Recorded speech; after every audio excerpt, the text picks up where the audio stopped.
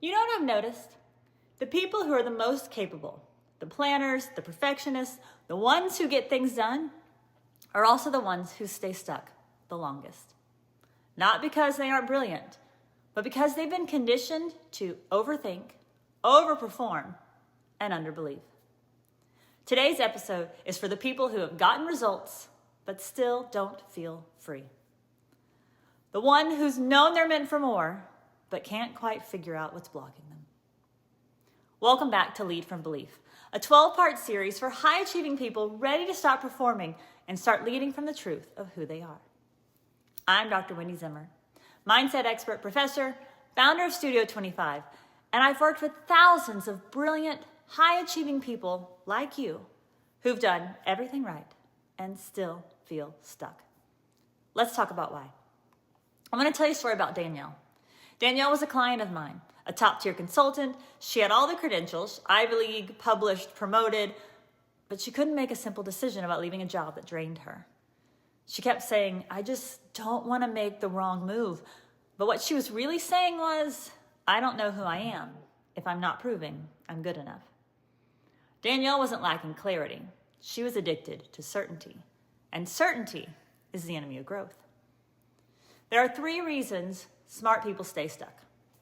Number 1, they overvalue logic and undervalue intuition. Number 2, they mistake overthinking for being responsible.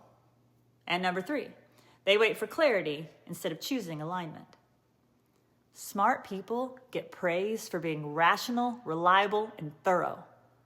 But that praise becomes a prison when you start believing thinking more equals living better. It doesn't. Believing more does. This is your belief interrupt. If you're still waiting for the perfect moment to make your move, you are giving away your freedom in exchange for permission. You don't need more time. You need more truth. And the truth is, you are not stuck. You're stalling because your belief hasn't caught up to your brilliance. Trust me, you aren't alone. I used to struggle with the same issue. To change my mindset around belief, I had to free myself, and so do you. Let me tell you how. To free yourself, you need to take yourself through a 3-step process to break belief-based paralysis.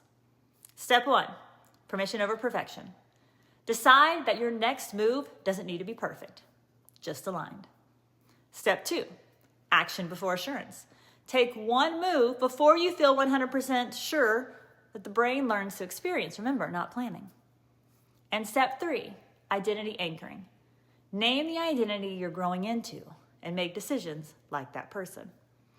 Remind yourself, I'm not leading from fear. I'm acting from the version of me who already believes. What would you do differently right now if you fully trusted yourself? This question has cracked open so many of my clients because they don't need another plan. They need permission to move. This is your permission. High achievers don't stay stuck because they're weak. They stay stuck because they're waiting for evidence when what they really need is permission to believe. The truth no one tells you is you don't start with evidence or proof. You start with belief. Too often we lie to ourselves and say, once I have enough results, I'll finally believe in myself. The reality, though, is that's backward. You don't build belief by waiting for evidence. You build it by choosing alignment before the evidence exists. Remember, belief comes first. Proof comes later. Belief is the seed. Action is the water. Proof is the fruit. But too many of us are staring at empty soil saying, I'll believe when something grows. If you wait for proof, you wait forever. If you start with belief, you create momentum that makes proof inevitable. Let me tell you how. I created a mindset tool I call the self-belief spiral to remind me that evidence comes from belief. Self-belief isn't a feeling, it's a feedback loop. The stronger your belief, the bolder your actions. The bolder your actions, the more proof you create. The more proof you see, the stronger your belief comes. The self-belief spiral has 5 phases. Starts with thoughts, or your mindset. That then leads to feelings, how you feel about what you just thought.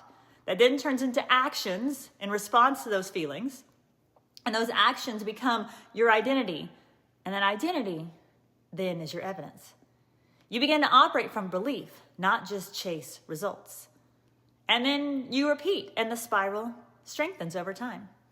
That spiral can either go up or down, depending upon where you start. So let me give you an example. If you start, we all start baseline. So if you start with positive mindset, positive thoughts, I know I can do this, then your feelings around that are positive. And then you take actions as a person who knows they can do something. You know you can be successful. You know you can be confident in what you want to do. And then those actions turn into identity because you identify as someone who can achieve what they want. And once you achieve what you want, you get the proof. Where downward also is true. If you start with negative mindset, negative thoughts, then your feelings around whatever it is you're trying to do are negative. And then your actions come from a place of negativity. I can't do this, so why should I try hard? And then you identify with that negativity, and your proof is you're right.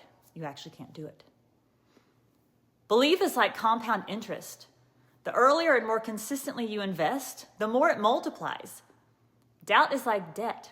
The longer you ignore it, the heavier it becomes. You don't need proof to begin. You just need belief to take the first step. And it's up to you if you spiral up or you spiral down. If this episode hit home, comment "set free" below and I'll send you my Set Free Yourself journal. 3 guided prompts to break belief-based indecision and reconnect with your inner momentum. And if you know a smart, powerful person who's still overthinking themselves into paralysis, send them this episode. They will thank you. Next week, we're talking about boundaries. Not just the kind you set with others, but the kind you need to set with your own belief blocks. Episode 6 of Leading from Belief is called Belief and Boundaries. Saying no without shrinking. And it's going to free you in ways no boundary list ever has. So here's what I want you to remember today. You're not stuck because you don't know enough. You're stuck because you have forgotten how to trust the person you've already become. You already have the proof. Don't wait for proof to get started. Don't forget to subscribe to this channel, like this week's episode. I'm Dr. Wendi Zimmer, and I believe in the version of you that's ready to move. Let's keep leading from belief. I believe in you.